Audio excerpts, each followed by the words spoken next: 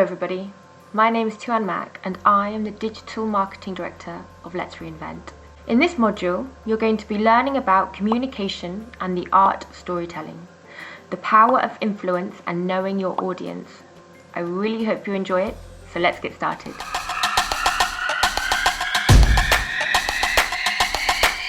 So what is communication?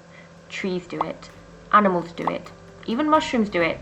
So how can we communicate in a way that is going to have a positive effect on our environment? The first step is by telling the truth. If we break it down, the reason all living things communicate is to pass on special messages about their environment. The problem we have encountered as humans is that not everyone tells the truth, and whilst living in an era of mass online communication, things are often miscommunicated. We are bombarded on a daily basis with people communicating with us through adverts and marketing. Their sole aim is to make us do something or buy something, often without regard for how this will affect the rest of the world. So with this in mind, how do we communicate effectively and make sure that our message is being heard? That's through storytelling. We've been telling stories for thousands of years, and it's how information is passed on from generation to generation. And it's perhaps one of the things that differentiates us from the rest of the natural world. As humans, we are able to use our imagination to build a picture around what it is that we're trying to communicate. These days, we also know that when we tell someone a story, it evokes a neurological response. A series of positive or negative neurochemicals are released in our brain. This is important because these chemicals contribute to the retention of information. So how do we tell stories to help our environment? By telling the truth backed by fact and by evoking an emotional response from our audiences, we are more likely to change or challenge people's opinion about something. If you think of Greta Thunberg, she spoke her truth and she was able to turn the heads of some of the most powerful leaders in the world.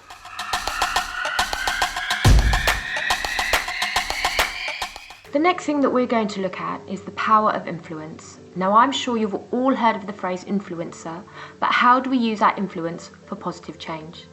These days, it's not just our own neighbourhood that we are able to reach with the power of the internet. We also have the potential to spread out messages on a global scale.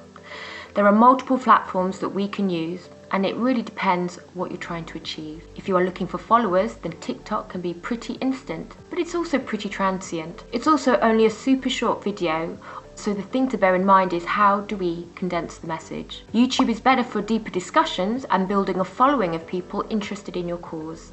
The best YouTube channels often have very niche types of videos. Power of collaboration also comes to mind. Instagram is really great for inspirational lifestyles and quotes and could be an interesting tool if you're willing to share your everyday experience with your followers. LinkedIn is really great for the job market and can be a good source for spreading information via short infographics and snappy images if you're looking to raise the profile of a brand. And of course, the good old-fashioned blog. There are all sorts of different sites out there in which you can submit your thoughts and feelings about certain topics. So where does caring for the environment fit into all of this? Well, just about anywhere.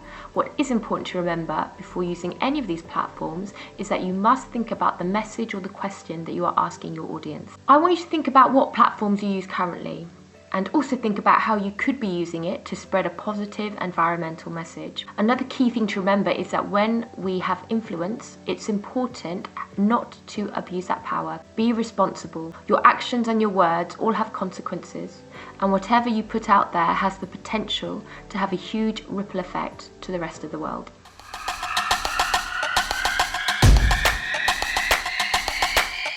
Now, the last thing that I'm going to talk to you about is the importance of knowing your audience.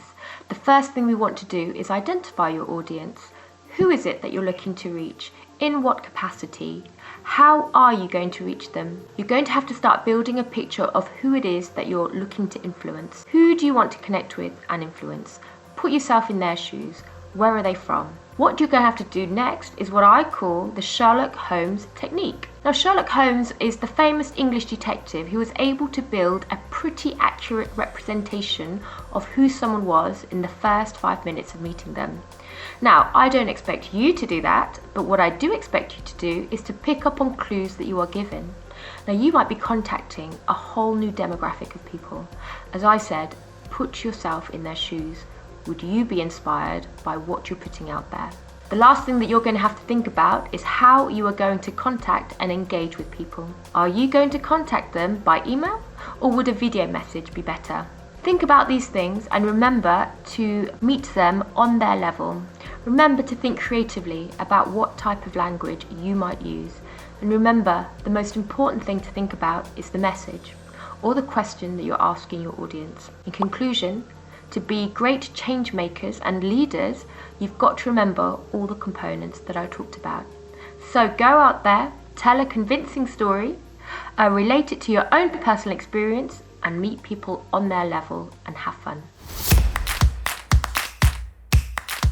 Hi there! We hope you liked this episode. For more information and resources about the ideas and tips discussed in this episode, check out the worksheet dedicated to support your changemaker journey. And if you have any questions, feel free to reach out to us on social media or visit youthforaplanet.com. See you in the next video!